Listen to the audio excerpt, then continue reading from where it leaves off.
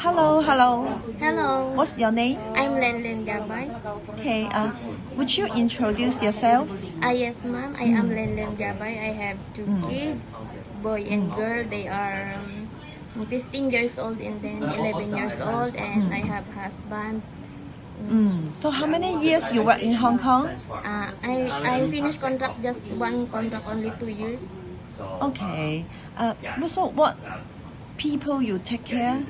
I take care 5 years old girl and then two old people, grandma and grandpa, and then my boss. Total, how many people in the house? 5 person. 5 person. Yeah.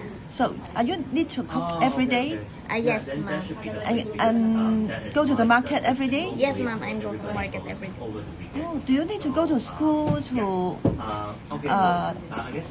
bring the children to school? Yes, every morning, and then I pick up in afternoon, and then I help her to her assignment, and then go to park every day like that. And I cook every day in morning, but lunch no, because my boss is couple in work like that.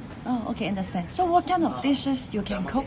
I cook steamed fish, pork, steamed chicken, vegetable, and then soup, any kind of soup. Okay, understand. Thank you so much. Okay, bye-bye. Bye bye. Thank you.